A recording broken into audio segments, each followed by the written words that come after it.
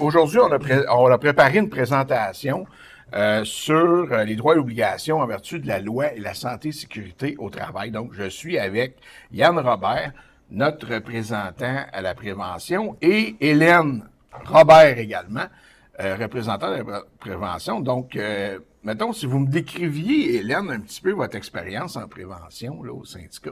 OK. Moi, je suis le chien de garde des droits des travailleurs, je pense, en santé et sécurité. Moi, je suis là pour veiller à ce que l'employeur fasse sa job comme il faut. Sécurité. Puis Yann, toi, ton expérience un peu au syndicat, c'est quoi?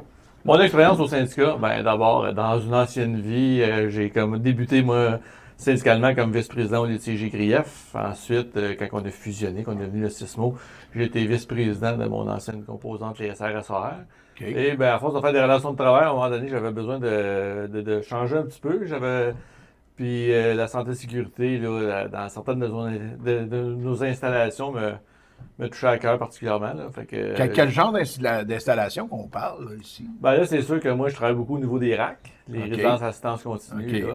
Donc, si on commence, là, l'objectif de la présentation, c'est d'améliorer la connaissance des membres du CFP 3247 en matière de prévention des accidents du travail. Donc, ce qu'on a remarqué, c'est qu'il y avait des lacunes. Évidemment, chez l'employeur, on en a parlé déjà, là, avec tous les rapports d'inspection de la CNESST. Donc, il y avait des lacunes, mais aussi avec nos membres, parce que, bon, ben si, par exemple, il y a une sortie de secours qui est bloquée, ben il y a plein de travailleurs qui passent devant puis qui allaient se bloquer quand même. Donc, nous, ce qu'on veut, c'est permettre de comprendre le fonctionnement de la loi, puis de comprendre les obligations de chacun pour aider à réduire le nombre d'accidents. Ouais, effectivement. Ce qui est important de savoir, c'est que oui, l'employeur est vraiment, il est tenu responsable à 100% du temps. Là, il est imputable là, de la santé et sécurité des travailleurs. Sur les établissements sur lesquels, comme la CNSST aime dire, là, il a autorité, ben, il doit s'assurer que la santé et sécurité n'est pas compromise. Puis, par contre, au-delà de ça, c'est sûr que dans nos installations, on peut avoir des lacunes à la santé et sécurité. Puis c'est là qu'il y a quand même aussi l'article 49 de la LSST qui indique que le travailleur aussi a quand même des obligations, dont de participer à l'identification des risques dans son milieu. Donc, connaître les rôles en prévention du travailleur, on l'a dit, de l'employeur, du syndicat aussi, là, donc vous avez un rôle à faire, on en a parlé, et de la CNESST, qui est la Commission des normes en santé et sécurité au travail. La convention collective, donc notre convention collective prévoit des dispositions par rapport à la santé et sécurité. Donc, si on prend l'article 30, l'employeur prend les mesures nécessaires pour éliminer à la source tout danger pour la santé, la sécurité et l'intégrité physique des personnes salariées. Le syndicat et les personnes salariées y collaborent. Donc, dans la convention collective, les parties ont signé une clause de santé et sécurité où ce que l'employeur s'engage, effectivement. Aussi, l'employeur s'engage à maintenir des conditions de travail, santé et sécurité conformes aux lois et règlements en vigueur. Donc là, quand on dit que l'employeur s'engage à respecter la loi, c'est que dans la convention collective, l'employeur s'engage, mais en fait, il est obligé de respecter la loi. Ça. Ben, en fait, c'est un peu un paradoxe. Dans le fond, en gros, ce que la convention collective reprend, c'est ce qui est déjà dans la loi. Mais tu sais, c'est comme si au fil des négociations, on se rendait compte que les employeurs du réseau ben, ont beaucoup de difficultés juste à respecter la loi en tant que telle. Fait qu'on est obligé de la solidifier dans nos clauses de convention collective. Quand on parle de loi, c'est quelle loi? C'est la LSST. C'est la loi de santé et sécurité au travail. Quand on parle des règlements en vigueur, c'est quoi les règlements en santé et sécurité? Mais le règlement, il est plus physique, il est plus pour bâtiments, équipements, ces choses-là. Avez-vous des exemples de règlements en santé et sécurité? Bien, on a beaucoup le règlement sur la conformité des lieux. Parce que, tu sais, la LSST va dire, OK, qu'il y a l'obligation d'avoir un environnement sain et sécuritaire. Oui. La RSST, OK, il va dire que les voies de circulation doivent être de 600 mm. OK. Donc, ça va donner des normes. Exactement. Exemple, au bâtiment, à l'espace. On parlait de travail en hauteur, on parlait de travail avec l'électricité, les produits chimiques, c'est tout aussi simple que l'accès aux panneaux électriques doit être dégagé. Okay. Les escabeaux. Les escabeaux, c'est un bon exemple aussi. C'est simple, un escabeau, mais tu sais, as des grades 1, grade 2, grade 3. Grade 3 qui est plus résidentiel, plus chez vous. Grade 1, grade 2 qui sont plus industriels. Puis, ben, c'est des grade 1, grade 2 que ça prend. Puis, pas le petit tabouret Rubbermaid en plastique qu'on peut retrouver dans beaucoup d'installations encore aujourd'hui. À l'article 30 des dispositions nationales, l'employeur de syndicat coopère pour prévenir les accidents, assurer la sécurité, pouvoir. Donc, ça, en gros, comment ça se passe, ça? L'employeur et le syndicat, c'est quoi comment c'est organisé? On est censé avoir des comités de santé et sécurité au travail. Des comités de santé et sécurité. Mais présentement, dans le régime transitoire, c'est le seul qui reste réellement actuellement, là, mis à part le grand comité stratégique qui traite des enjeux transversaux à l'établissement. Bon, on a le sous-comité santé et sécurité RAC qui est encore actif actuellement. Mais c'est ça. Fait que dans le fond, c'est comme ça. C'est censé avoir des comités en santé et sécurité, puis des interactions qu'on est censé être en collaboration avec. Parce que normalement, en santé et sécurité, on devrait avoir le même objectif, autant syndical que patronal, même si mais cette collaboration-là, arrivez-vous à faire changer des choses? Arrivez-vous à... Oui, avez-vous des exemples d'interventions que vous avez faites récemment, que vous avez fait changer quelque chose? Plusieurs personnes sont seules dans l'unité prothétique à porte fermée. Bon. Là, j'ai une situation à risque qui est arrivée, qui a été dénoncée. Fait que là, j'ai envoyé un courriel au gestionnaire avec des pistes de solutions. On a des boutons panique. On en a, que si elle voit qu'elle va se faire agresser ou quoi que ce soit, elle pèse dessus, puis il vient d'y aider. Mais ça, c'était en collaboration, parce que j'ai apporté une solution et le gestionnaire l'a mis en œuvre. Parce que, tu sais, les gens disent, nous, on remplit des rapports, on avise, tout ça, puis il y a du concret qui se passe. Oui, toi, Yann, as-tu des exemples d'intervention? Oui, je vais prendre un exemple facile.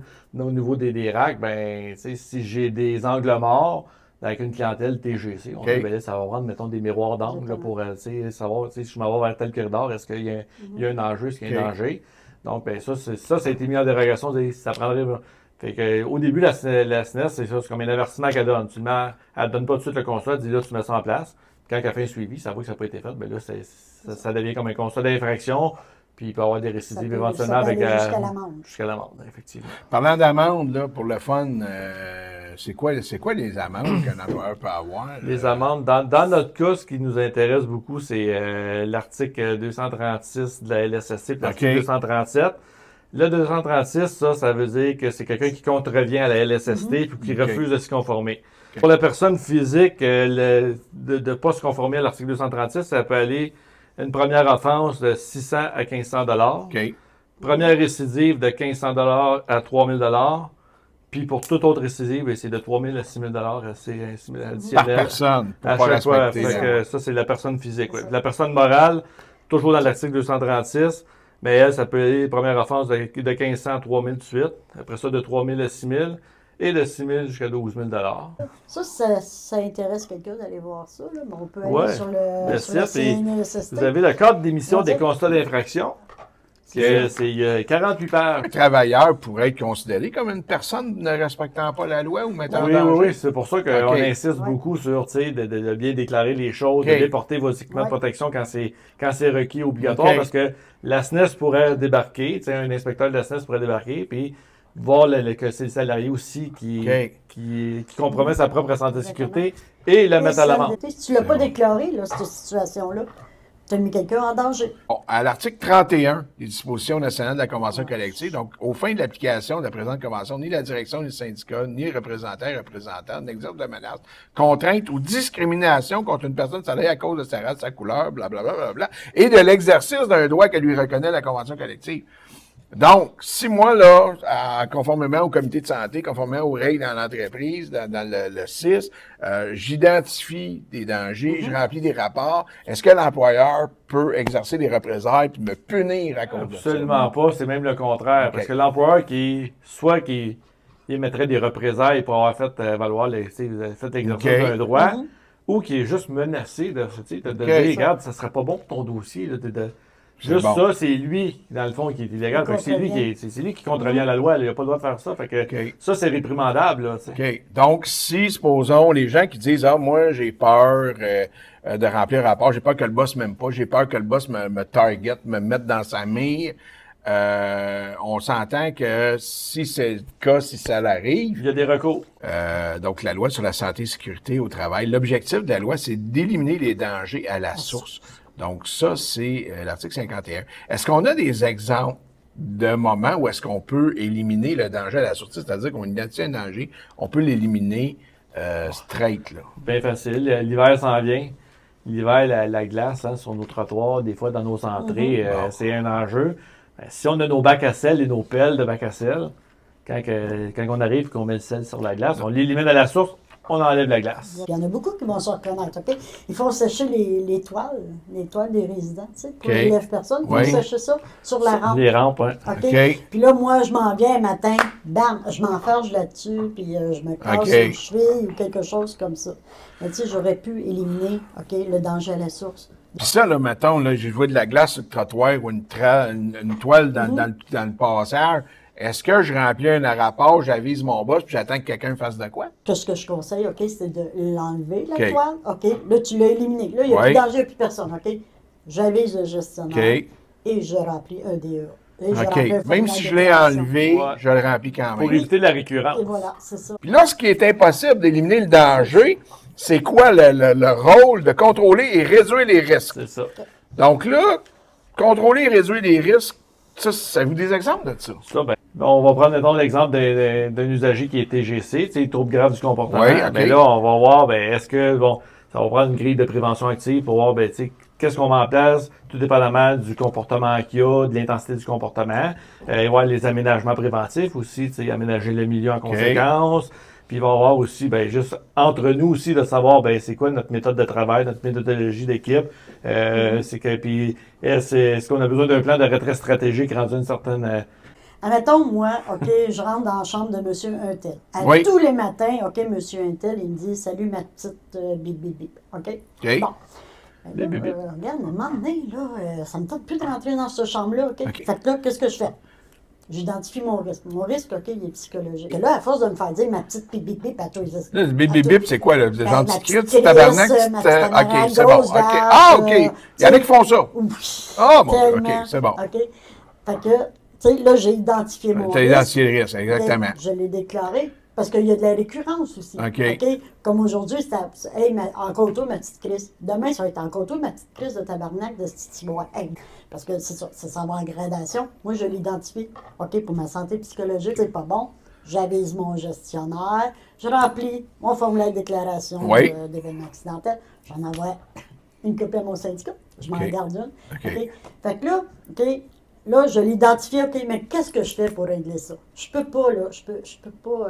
on peut pas éliminer l'usager. Je peux pas mettre un gars dans la bouche, là, avec un tape, je peux pas faire ça. Non, ça serait de la maltraitance. Exactement. Puis là, on serait poursuivi pour maltraitance. Là, on s'en va dans d'autres choses. Exactement. Fait que là, OK, qu'est-ce qu'il va faire mon gestionnaire? OK? Moi, là, je vais parler en tant que travailleur, admettons. OK, je suis la travailleuse. Là, je dis, moi, je rentre plus, là. Je rentre plus parce que, tu sais, à un moment donné, je sais pas qu'est-ce que je vais y faire, là. OK. OK, Hélène, regarde, qu'est-ce qu'on pourrait faire? OK, c'est que il ne sera plus sur ton plan de travail à toi. Il va être plan de travail à quelqu'un d'autre. Parce que le monsieur, c'est quand je rentre le matin qu'il est comme ça. Fait que là, moi, OK, je vais faire, mettons, madame une telle au lieu de monsieur un tel. Comme ça, ben, j'ai diminué le risque. Les droits des travailleurs dans la loi, obtenir des conditions de travail sécuritaires, recevoir l'information, la formation et la supervision adéquate. Est-ce qu'il y a des formations qui sont données en santé et sécurité au CISMO? Maintenant, à l'embauche maintenant, depuis quelques mois ou dans la dernière année, il y a un peu, là, ils ont essayé de mettre en place, quand ils donnent les formations des nouveaux embauchés, de mettre au moins le côté de prévention, puis justement, c'est comme déclarer, c'est prévenir. J'ai une travailleuse qui s'est fait agresser, OK, dans une aile prothétique ou whatever, OK. Bon, elle ne savait pas trop comment réagir, OK. Fait que là, ce qu'on va demander, OK, suite à l'analyse, OK, de l'événement, qu'elle ait une formation en SCPD. Elle s'est fait mal dans le dos en tournant une personne, mais elle n'avait peut-être pas la bonne technique. Ça, OK, ça, mettons, on en a, le gestionnaire, puis ça, j'ai un gestionnaire aussi qui l'a appliqué, là. j'ai demandé, elle devrait avoir là, son PDSP. C'est sûr que les formations PDSP, les formations comme comment travailler avec une clientèle à troubles graves du comportement, ça c'était déjà en place. C'est un peu le côté santé et sécurité. Ouais, on aimerait bien Oméga. L'exemple du gros steamer, tu sais. Fait que tu la portes là, du steamer, ça sort mon homme, là, OK? Mais pendant mon training, là, OK, il me l'a montré comment il fonctionnait. OK? Il m'a donné une formation comment il fonctionnait. OK? Puis, tu lui dis aussi, là, quand tu vas, ouvre-le doucement pour que la vapeur sorte pour pas que tu aies de brûlure. Ça fait partie des orientations, normalement, quand tu viens d'être embauché, puis tu arrives pour la première fois là, mais normalement, tu es censé avoir une orientation, puis des observations. Puis aussi une bonne orientation. On a un petit c'est des petites lacunes dans certaines installations. D'ailleurs, que l'employeur a eu des dérogations dans certaines installations pour la formation, même pour la formation. Donc, dans les droits du travailleur, il y a aussi refusé d'exécuter une tâche si elle représente un danger. Donc là, dans ce cas-là, on parle, j'imagine, du droit de refus. Le droit de refus, là, il y a des étapes à respecter. Toujours aviser le supérieur. OK? Après ça, tu avises ton syndicat. Ton syndicat. OK? Puis là, eux, ensemble, le gestionnaire et le préventionniste, vont vérifier, voir. OK? Qu'est-ce qu'on pourrait faire? Mais là, on ne trouve pas de solution. OK? On n'en trouve pas, là. Là, on va appeler la CNSST. Là, c'est l'inspecteur de la CNSST qui va venir trancher. Puis le droit de refus, c'est une tâche. C'est pas nécessairement refuser de faire toute ta job au complet. Non, ça peut être quelque chose de précis que le boss te demande de faire. Exactement. Si moi je le fais, j'ai pas la formation, j'ai pas les outils, j'ai pas whatever pour faire cette tâche-là, je refuse de le faire. Exact. Donc à ce moment-là, ça va se régler assez vite. Oui, c'est ça. Puis il faut que ça soit un danger imminent. C'est pas dire je vais refuser de faire telle tâche demain parce que je m'attends, peut-être qu'on ne peut pas présumer de c'est là, actuellement, on me demande ça, et je considère qu'il y a un enjeu ma santé et sécurité, je refuse de le faire. Il y a aussi, on ne veut pas s'attarder à ça, mais il y a la demande de retrait préventif qui peut être des personnes qui sont allergiques, qui sont sensibles à certains contaminants, ou le retrait préventif de la travailleuse enceinte qui est alerte. OK, c'est bon. Ça fait partie des droits des travailleurs. Ensuite de ça, les droits de l'employeur. Bien, l'employeur a droit à de l'information, de la formation et de conseils en matière de santé et sécurité au travail. Donc, autant le chef de service a droit à ça, autant la direction du CISMO peut avoir des formations données par la CSST, financées par la CSST. Oui. Puis ils peuvent aussi interpeller la STAS. Il y a la STAS et le CCHST aussi qui est OK, c'est bon. Donc, après ça, dans les obligations du travailleur, la première obligation, prendre les mesures nécessaires pour protéger leur santé et celle de leur entourage. Donc, des mesures nécessaires pour protéger la santé et celle de l'entourage, ça serait quoi? Ben, c'est des mesures nécessaires. Dans ton travail, ta méthodologie de travail, déjà, est une façon de t'assurer que ta santé et sécurité. C'est travailler de façon sécuritaire. Ça, c'est la base. Là, j'ai une flaque d'eau en plein milieu d'un corridor. OK? Là, je regarde la flaque d'eau. Je vais-tu faire le tour? Ben non, c'est dangereux. Il y a glissé là-dessus. OK? Je vais chercher une pancarte jaune. Je la sac là. OK? Là, regarde. J'ai identifié le risque. OK? Puis là, je vais le dire. OK? Bon, je vais le déclarer. Je ne sais pas si ça, je vais le déclarer. Que c'est quelqu'un qui a échappé de quoi, puis il n'a pas été assez brillant pour l'essuyer. L'entretien ménager arrive, il ramasse l'eau, il s'en va. Hey, je repasse, puis j'ai encore la maudite flaque d'eau. Elle vient de quelque part, là. Ah, il y a un tuyau qui coule. Là, ça va aller plus loin. T'sais, là, oui, je l'ai identifié, le risque, mais là, il faut que quelqu'un règle ça. Participer à l'identification et à l'élimination des risques. Donc ça, c'est comment que ça se passe, participer à l'identifier? Ça se passe en grande partie. Je parle de la déclaration qu'on parle depuis tantôt. C'est ça, là, quand tu participes à l'identification des risques, c'est que tu identifies le risque. Puis comme on disait tantôt, même si tu l'as éliminé pour l'instant, tu as mis une mesure corrective, ben, tu le déclares pour t'assurer qu'il ne devienne pas de récurrence. La déclaration, ben, c'est ça. C'est comme, on va revenir à ma flaque d'eau. Donc c'est une obligation. Là. La loi nous oblige à identifier et à participer à l'élimination des risques. Donc, prendre connaissance du programme de prévention. C'est quoi, c'est un programme de prévention? On ne l'a pas encore. OK. C'est pas donc, encore sur... légalement, on a l'obligation de prendre connaissance d'un programme qui n'existe pas. Voilà. Actuellement, c'est ça. Se soumettre aux examens médicaux. J'étais en contact COVID, pour on m'a demandé d'aller faire des dépistages. Faire un dépistage, c'est un examen médical. OK, c'est bon. Les obligations de l'employeur. Donc, obligation de protéger la santé, assurer la sécurité et l'intégrité physique et psychique des travailleurs. Oui. Donc, ça, évidemment, C'est de base. Fournir un milieu de travail sécuritaire. Bien, de base, que, je veux dire, la tenue des lieux et l'aménagement des lieux est sécuritaire. Okay. Je travaille dans une installation où les rampes d'escalier sont chambranlantes, les planchers manquent des lattes. Je veux dire, il y a des tuiles au plafond qui sont sur le bord de tomber.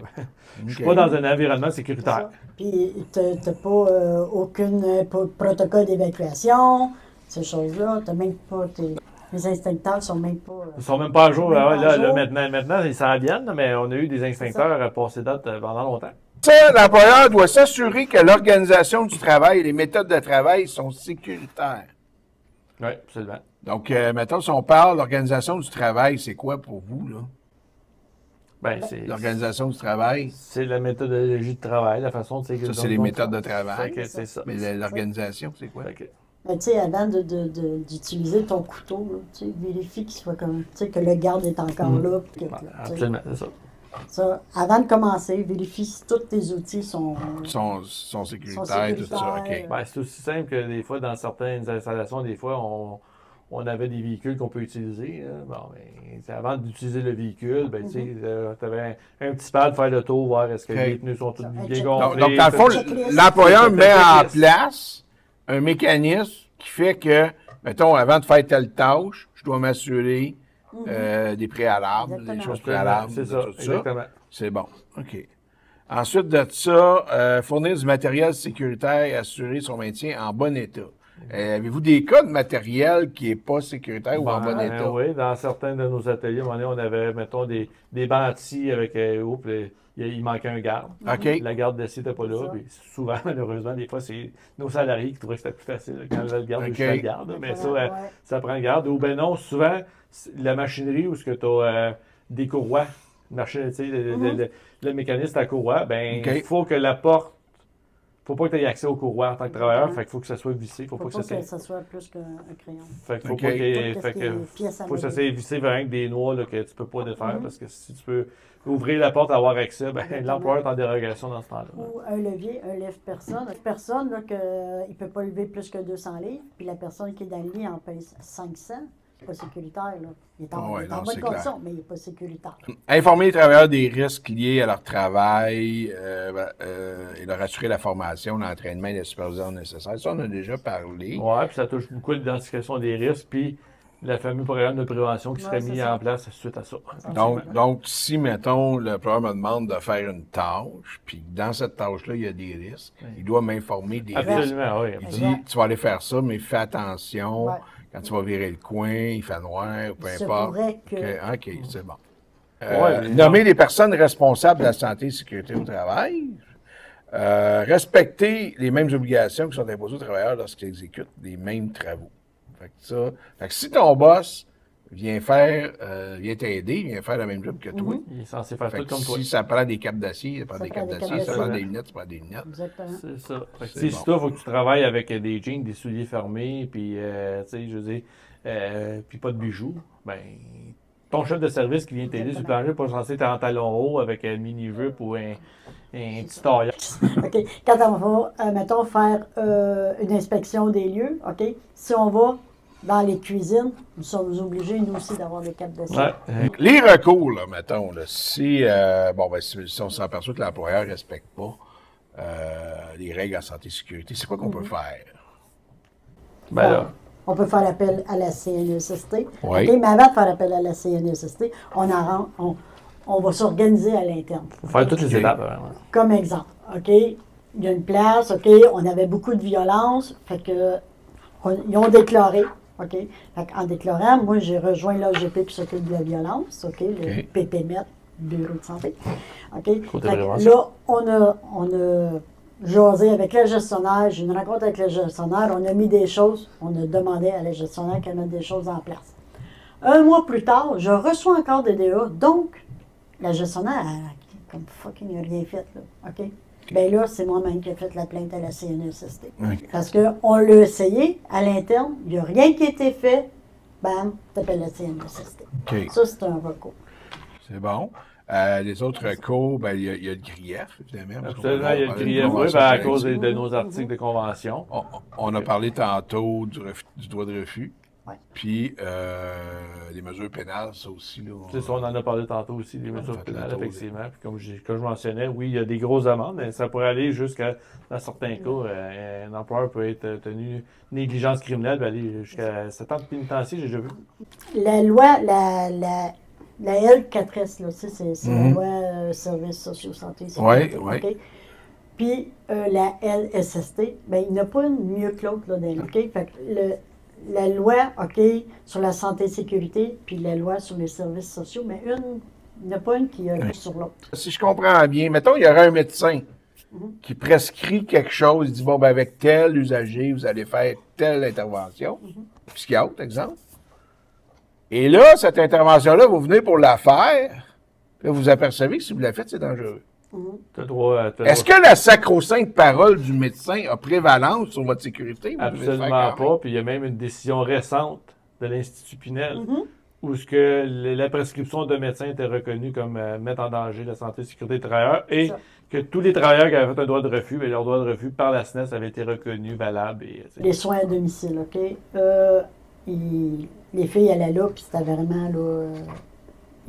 c'était irrespectueux. Là. Moi, je voyais là souvent. Okay? Fait qu'est-ce qu'on a fait? OK? C'est qu'on était en gradation. OK? Au lieu d'y aller à tous les jours, il y allait aux 2 jours. Ça ne fonctionnait pas. Fait que là, on aurait été, tu sais, au lieu, admettons, de faire les blocs repas, pouf, il y allait rien pour la toilette. Tu sais, fait qu'on a diminué, en diminuant les risques psychologiques aux travailleurs, parce qu'il y allait moins souvent. OK? Parce qu'il y a aussi le nombre de fois que tu t'es envoyé chier, là, tu sais. Fait que là, on a descendu jusque-là, OK, pour finir par faire écrire, OK, un contrat à l'usager pour dire, regardez, si jamais je fais encore des menaces, on arrête les services. C'est plus difficile dans la mesure corrective au niveau de l'être humain qu'au niveau de la machinerie, mettons. C'est ça. C'est bon. Mais plus qu'on déclare, plus qu'on l'identifie, puis plus que on voit que c'est récurrent, plus qu'on va avoir plus qu'on peut travailler sur le dossier. Plus qu'on va avoir aussi des moyens, OK? Parce que, tu sais, on a une obligation de moyens. Oui. Mais là, on fait comme, ah oui, au CLSC, on fait ça. Ah oui, là-bas. Fait que plus qu'on va en trouver aussi d'autres moyens. Puis il faut évoluer. Est-ce qu'il y a des affaires qu'on n'a pas parlé? Moi, s'il y a un message vraiment qu'il faut passer aujourd'hui, c'est l'importance de la déclaration de façon récurrente. Je sais que ça donne plus d'ouvrage, ça donne. Exactement. Mais ce qu'il ne faut pas perdre de vue, c'est qu'une déclaration, là, c'est la première page que le travailleur doit remplir. Oui. Puis, dans le fond, c'est quelques lignes pour déclarer l'événement. Pas obligé d'écrire tout un roman. Tu écris quelques lignes, puis si on a besoin de plus d'informations, de toute façon, on va nous demander des précisions. C'est ça, on va demander des précisions, puis de nous le faire parvenir. C'est ça. Oui. Au gestionnaire et nous. Bon, ben, je vous remercie beaucoup. Ah, ben, merci à toi de l'invitation. Écoutez, en espérant que ça va être utile pour prévenir la santé et la sécurité, prévenir les accidents de travail pour nos membres et les travailleurs du réseau de la santé et des services sociaux. Donc, je vous remercie, Hélène et Yann.